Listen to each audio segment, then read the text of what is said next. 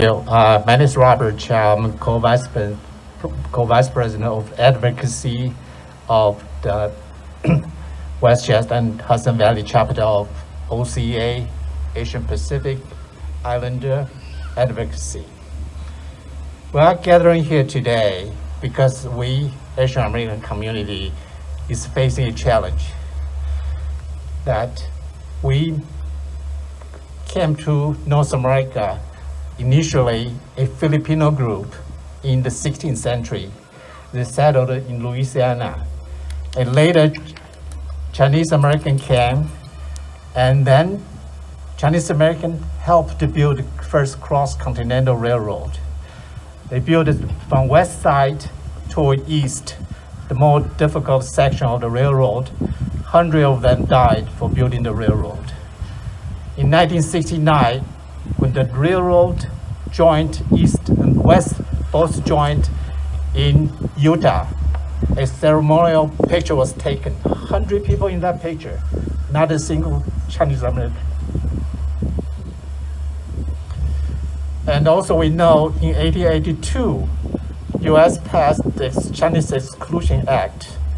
That was initially for 10 years for Chinese and eventually extended to all Asian, excluded for forever, not until 1943 the law was repealed. And we also know during World War II, 120,000 Japanese Americans was interned, of which 62% were Japanese Americans. They were Americans. As the parents say in the intern camp, their children fought in European theater. The 442 Regiment was the most decorated unit in US history. We also know in 1854, a judge, the court in California, declared people of Asian descent cannot testify in court against white. We also know in 1982, a young Chinese American, 27 years old, Vincent Chen, was killed by two white auto workers by using baseball bat. Eventually, those two persons was convicted, but the judge only gave them probation and a fine of $3,000. I'm pointing this out because this historical unfair treatment to Asian Americans has been happening for a long time. But as the previous speaker mentioned, since March of 2020, there were more than 3,800 anti-Asian hate incidents. That's more than 10 incidents per day. And another statistics is in 2020, the national hate crime dropped by 7%, but hate crime against Asian went up 150%. We also know this has happened as early as the speaker mentioned. About 1 month ago, one elderly Korean woman was attacked in White Plains. So we know this anti-Asian hate incident, hate crime, is just not something you just read in the paper. It's happening in Westchester. So we have to stay vigilant.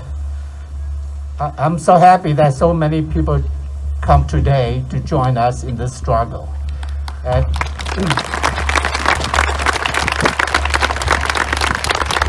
I have to ask my non-Asian friends that here today. We need your help. You need to extend your hands to help your neighbors. You need your feet to stand next to us, fight together. We want to use your heart and mind to speak for us. We know if you speak, your voice will be louder and more impactful than we speak for ourselves. We now have, after 1 year, we have the virus against COVID. But the virus against anti-hate virus will take a lot more effort. I'm happy to say in the last 4 weeks, I attended events in Ardsley, organized by Ardsley High School students, and the following week was in Scottsdale, organized by Scottsdale students. And the third week was in Palin, organized by Palin students there. Today, I'm so happy that in Bedford was organized by high school students. So I see the future that we can develop something. We all stand together to fight this virus of hate. We will have a future. We'll work together to solve this for our country. Thank you.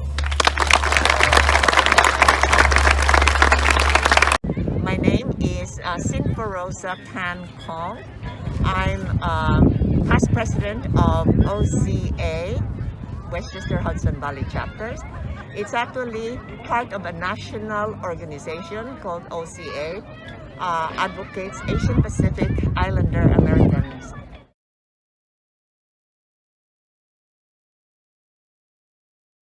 Yes, it's really, we appreciate everybody's help.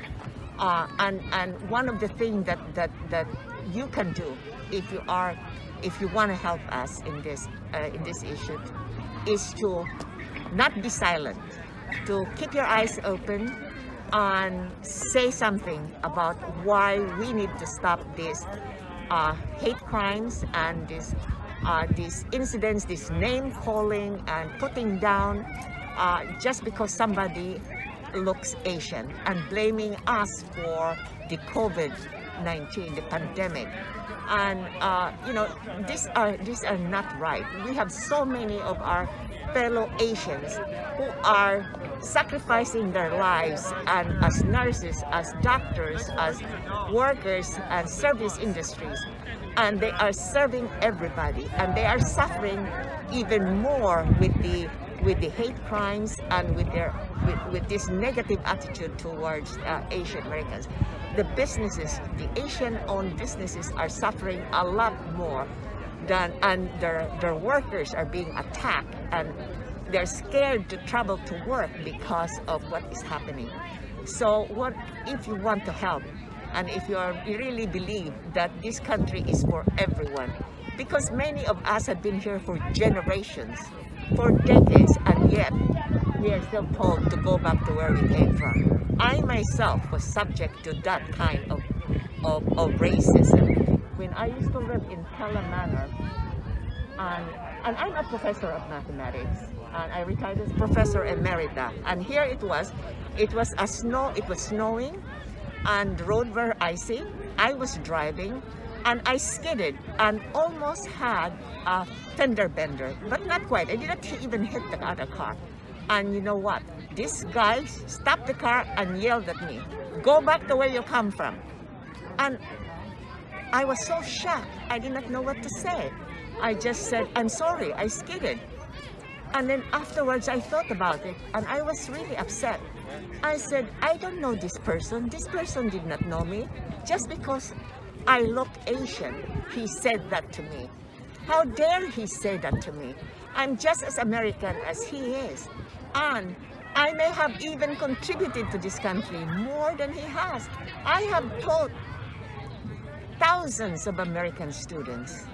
I have contributed, I have helped train teachers. I have done so much in my professional life, and I volunteer and help the community. And what has he done? And what gave him the right to yell at me like that?" So if you do see anything like that, this is not a crime, but it is an incident of racism. Please speak up, or at least report it. The DA's office now has a hotline that you can report such incidents or violent crime. It doesn't have to be violent crime. Any incident against non-white or any incident against anybody, please report it, or please encourage people to report it. And that's really, if you can do that, we would be so grateful. And we need to stop this. Enough is enough. Hundreds of years of racism. And if you look at the history, how much the Asian Americans, the Chinese Americans have built this country. If you just look back and look at the history, and many of you probably do not know about the historical contribution of Asian Americans. and Chinese Americans in particular, in building the Transcontinental Railroad. And you know, when the two railroads, when it was actually finished, you know, when they took a picture, no Asian, no Chinese workers, no Asian faces was allowed to be in the photograph. And so, quite a number of years ago, when OCA had a national convention we actually went to the Golden Spike, to where the two continents, the railroad meet. And we have the largest ever group of Asian Americans. We took a picture, Corky Lee, who is actually a wonderful photographer, and unfortunately he died young because of COVID. He just died recently. And he took this photograph of 400 Asian Americans, and it was published in all the national newspaper. There were articles written, and we were on Channel 13, and there were stories about this. So, you know, that's just one simple example of the racism that had started decades ago. And it's about time. Let's all stand together and stop this. Thank you very much.